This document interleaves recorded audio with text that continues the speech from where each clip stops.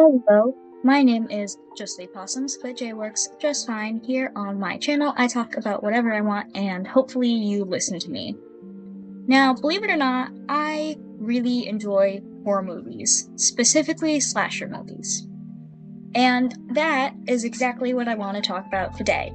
One of my favorite horror movies, Texas Chainsaw Massacre. Now, one of the things that I love so much about horror is how much it can incorporate social commentary without it seeming overbearing, and how much of that social commentary plays into why we find that horror to be something horror adjacent. It's why we fear the creatures or killers within these films. Horror, like most art forms, is an inherently political genre. Despite often being dismissed as just mindless content to consume simply for an adrenaline rush, it is inseparable from politics and opinions. All one has to do to realize this is ask, why does this scare me?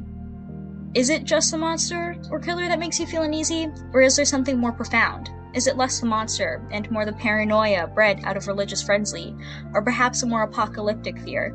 Whatever the deeper horrors, the genre's reflection of society is undeniable once you see it. And in order to prove my point, I want to talk about a film that I think executes this perfectly. The Texas Chainsaw Massacre. This is a classic and beloved film, especially beloved by me. I want to focus on the original at the moment, one, for the sake of time, and two, because that was the first one I saw. It was the first slasher film I ever saw, so it holds a special little place in my heart. Although I'm sure if the second or third Texas Chainsaw Massacre movie was the first slasher film I ever saw, it would sit within that same place.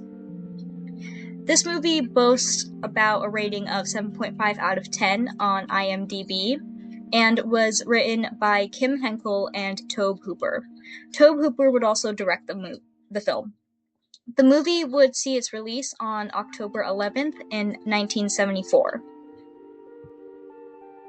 I am going to give a quick plot summary with minimal spoilers, but if you haven't watched the movie, I really recommend it.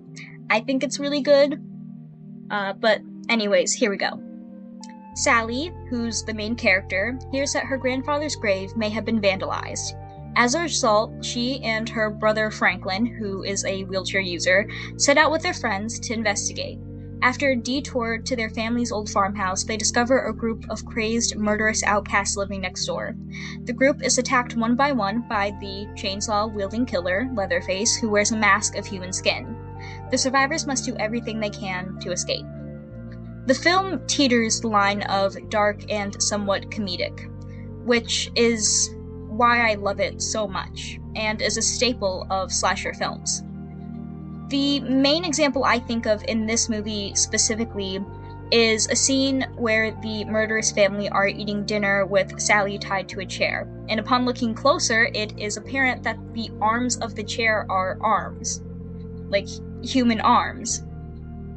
It's this little bit of irony amid this horror that makes you chuckle. I, for some reason, thought it was one of the funniest things I had ever seen, and it took me out of this minute of just fear and shock, and then brought me right back to it after I made the realization.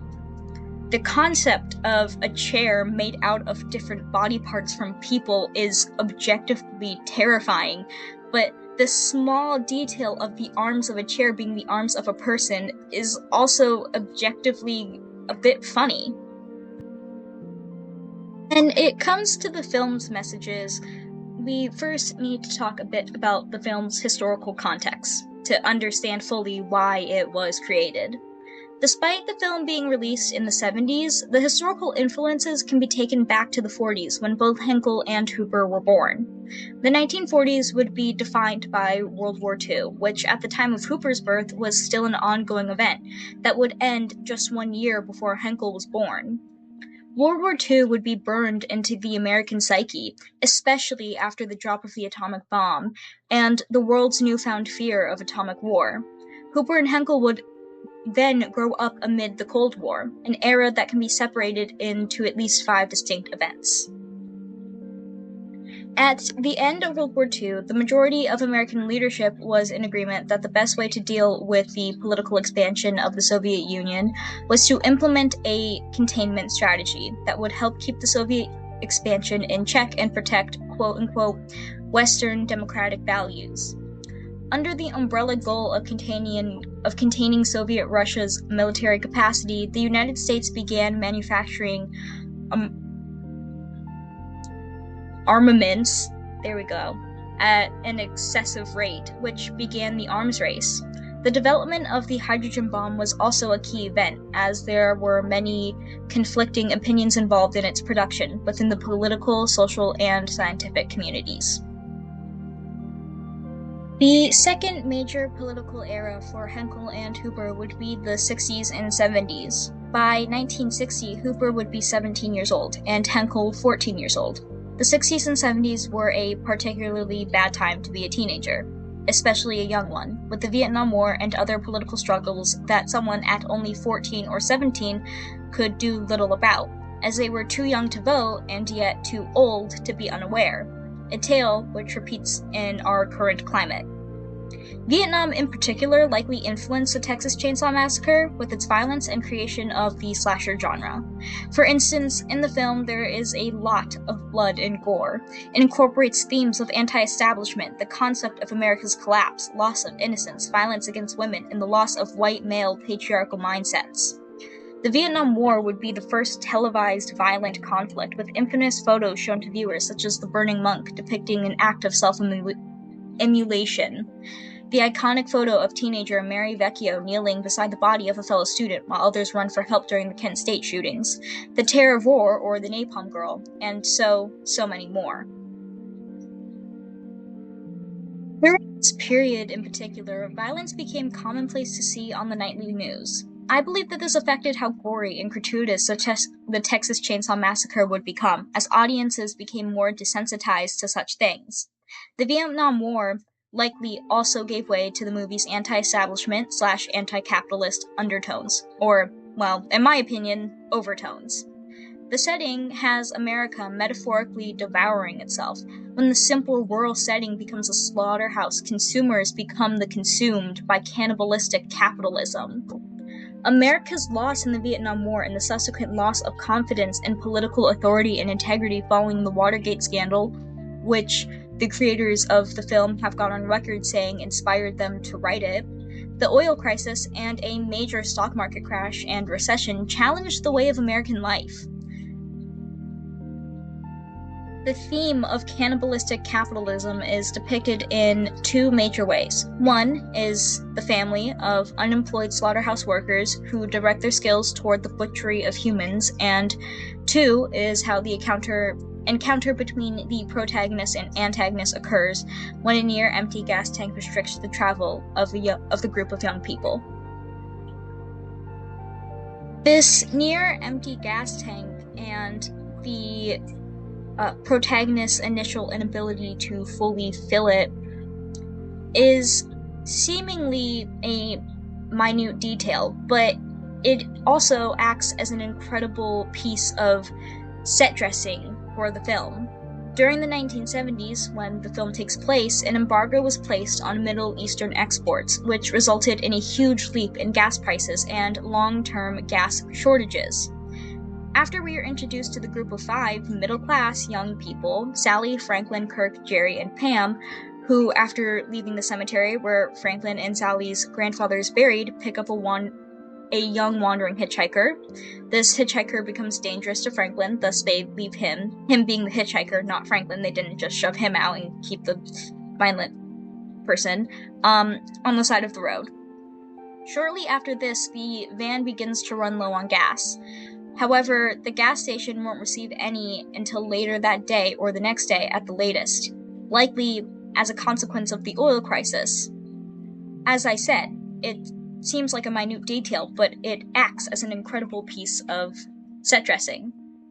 Wanting to kill some time, the group, as stated during the summary, heads to Franklin and Sally's relatives' abandoned house, where they will later be killed. The antagonists are an important part of the anti-capitalist themes of the film. The Sawyer family, an unemployed working-class family, literally feeds on the rich. Their outsourced jobs have forced them to find other means of survival. This is exemplified during the movie's final act. In the 1960s and 1970s, people began to question the reliability of authority figures and the tradition of regular sit-down family meals started to decline as more family members entered the workforce. Despite these changes, the Sawyer family remains committed to preserving the idea of the nuclear family by gathering for a sit-down meal.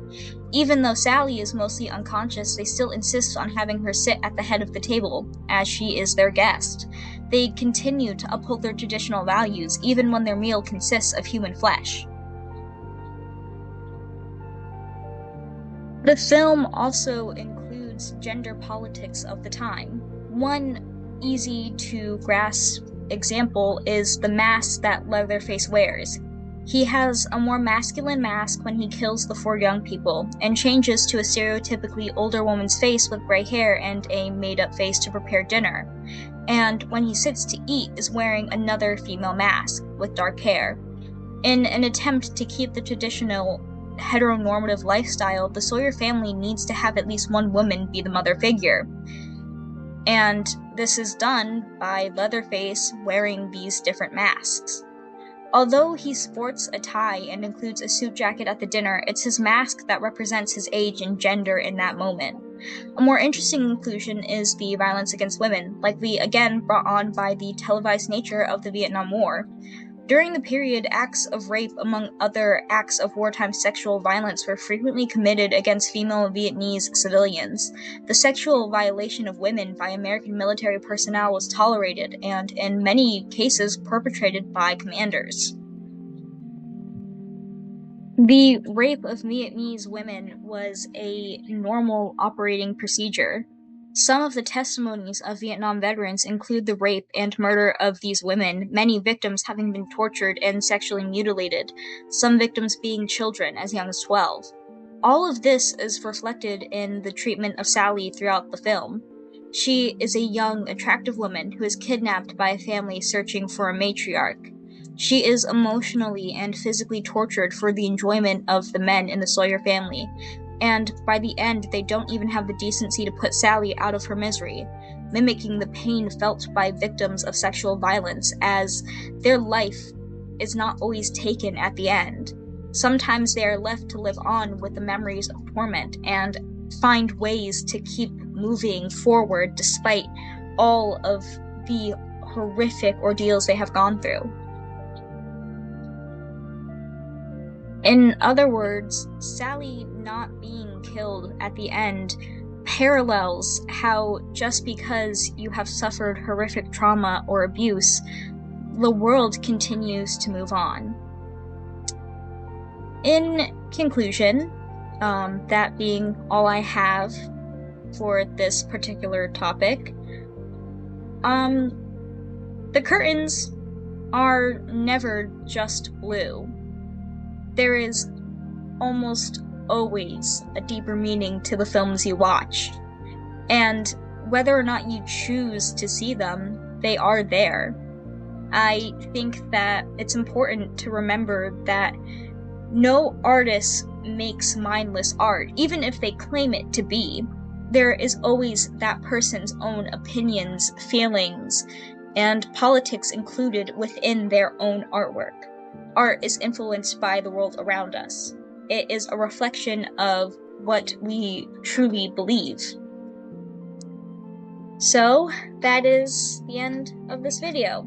I hope you somewhat enjoyed it. If you have not seen the movie, you should definitely consider checking it out, and I will probably be back at some point.